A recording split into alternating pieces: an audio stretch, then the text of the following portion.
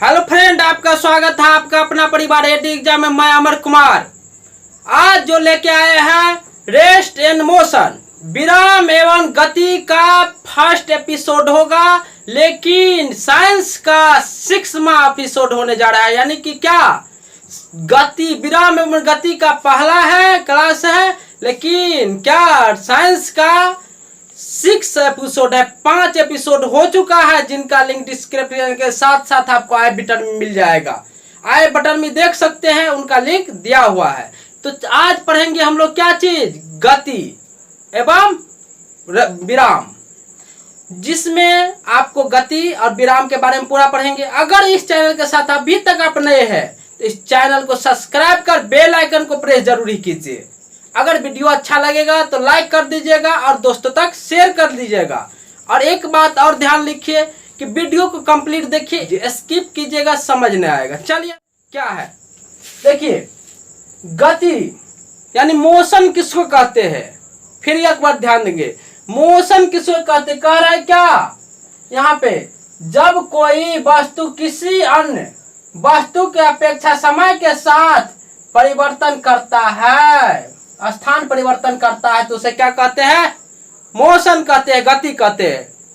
करे क्या, जब कोई वस्तु किसी अन्य वस्तु की अपेक्षा, जब कोई वस्तु किसी अन्य वस्तु की अपेक्षा अगर समय के साथ स्थान परिवर्तन कर रहा है तो ही उनको गति कहेंगे। मतलब सुन लीजिए, अगर मान के चलिए आप और आपके दोस्त कार में जा रहे हैं, तो हम और दोस्त एक दूसरे को, गाड़ी अगर चलता भी रहेगा कार, फिर भी हम एक दूसरे को क्या होंगे, विराम में होंगे। लेकिन अगर कोई तीसरा व्यक्ति अगर हमको देख रहा है तो उनके अपेक्षा हम क्या होंगे, विराम में नहीं, गति में।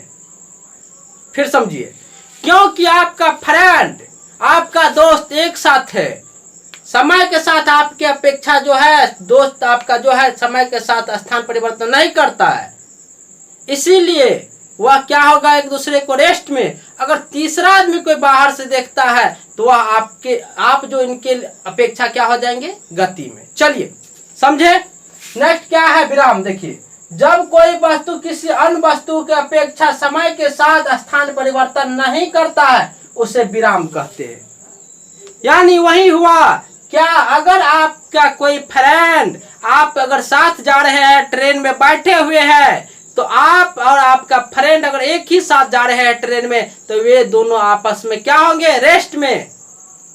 अगर कोई व्यक्ति बाहर से देखते हैं, अगर हमको देखते हैं या ट्रेन को देखते हैं, तो ट्रेन उनके अपेक्षा क्या होंगे, गति में होंगे। समझे। चलिए देखिए, गति का हम दिए हुए हैं 5 प्रकार, जिसमें देखिए पहला है रेखीय गति, फिर है क्या चीज, यादृच्छिक गति, फिर बताया गया है वृत्तीय गति, तो इसके बाद है आवर्त गति, इसके बाद दोलन गति, और होता है घूर्णन गति, बहुत सारा होता है। पहले देखिए इसको डिस्कस करते हैं।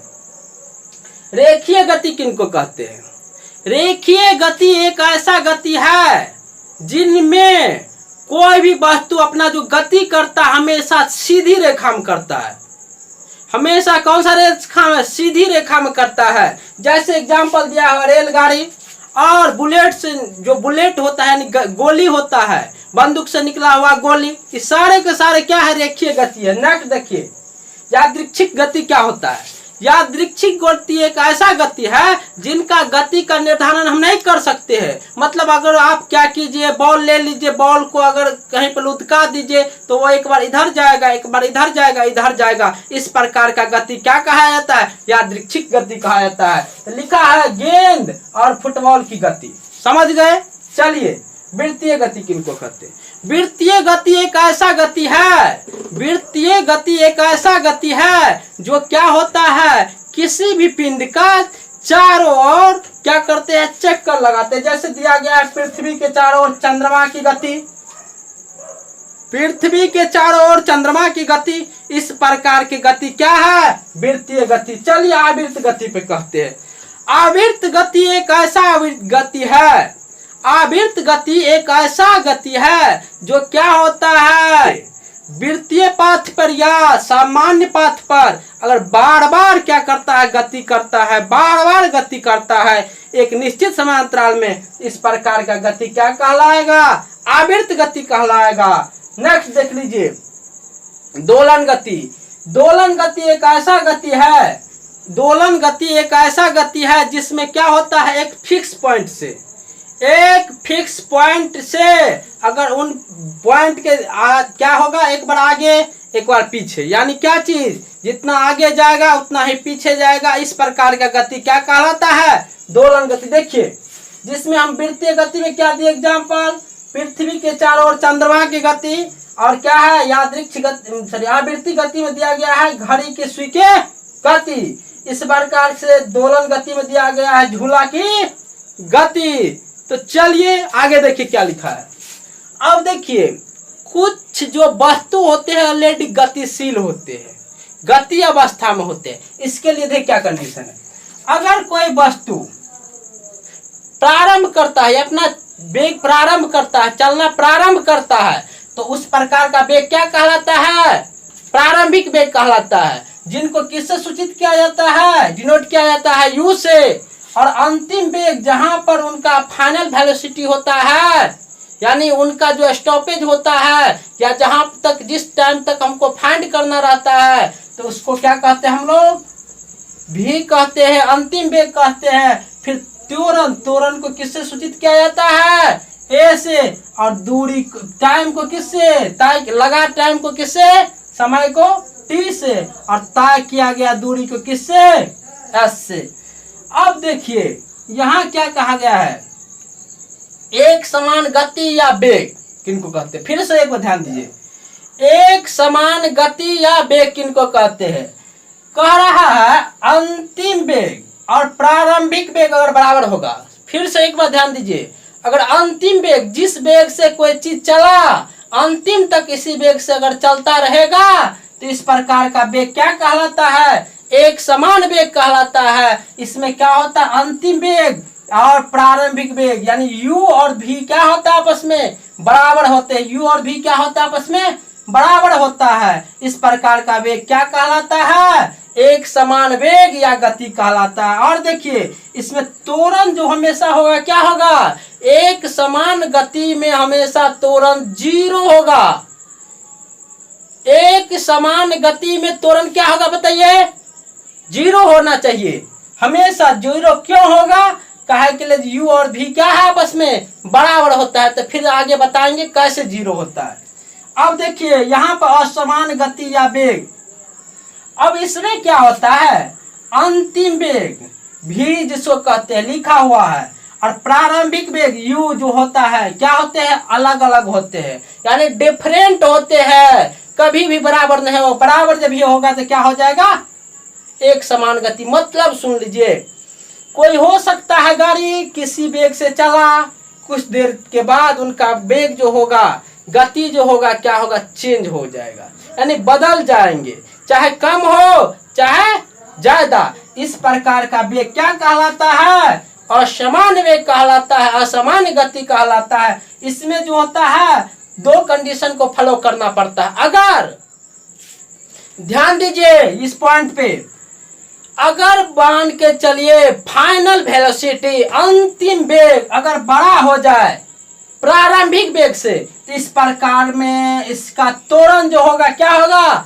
धनात्मक होगा, पॉजिटिव एक्सेलरेशन होता है। कब होगा पॉजिटिव एक्सेलरेशन, जब जो होगा फाइनल वेलोसिटी यानी अंतिम वेग बड़ा होगा किससे, प्रारंभिक वेग से, तो क्या होता है, धनात्मक त्वरण होता है। अगर अब सुन लीजिए, अगर अंतिम वेग अगर प्रारंभिक वेग से अगर क्या हो जाए, छोटा हो जाए, फिर से एक बार सुन लीजिए, यानी फाइनल वेलोसिटी इनिशियल वेलोसिटी से अगर कम है यानी छोटा है, तो क्या होगा, ऋणात्मक त्वरण होगा, यानी क्या चीज, निगेटिव एक्सेलरेशन। निगेटिव एक्सेलरेशन को क्या कहा जाता है, रिटार्डेशन या मंदन। क्या कहते हैं, रिटार्डेशन या मंदन। कब कहेंगे, जब क्या होगा, ऋणात्मक त्वरण होगा। एक बार फिर देख लीजिए, ऋणात्मक त्वरण को यानी निगेटिव एक्सेलरेशन को रिटार्डेशन कहते हैं इंग्लिश में।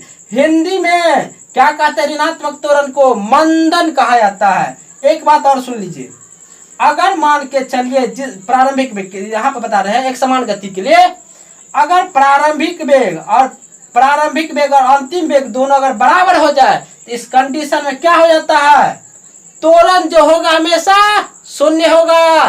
त्वरण शून्य होगा तो कौन सा गति होगा, एक समान गति, एक समान वेग कहते हैं। तो चलिए इस प्रकार से आज इस सेशन को यहीं पर अंत करते हैं, लेकिन ध्यान रखिए इसके बाद बहुत ही धमाकेदार सेशन होने वाला है गति एवं विराम का।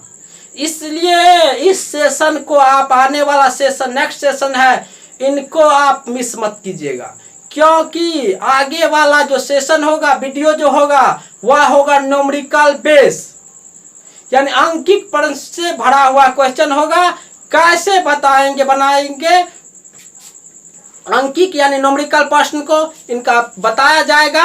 इसीलिए इस सेशन को, नेक्स्ट सेशन जो आएगा, इनको जरूर ही अटेंड कीजिएगा। अटेंड करने के लिए आपको एक काम करना होगा, सबसे पहले सब्सक्राइब कर बेल आइकन को प्रेस कर लीजिए, तो ही आप अटेंड कीजिएगा ना। नोटिफिकेशन जाएगा तो ही ना आप देख पाइएगा वीडियो टाइम पे। और अगर अच्छा लगा हो सेशन तो लाइक कीजिए और दोस्तों तक शेयर कीजिए।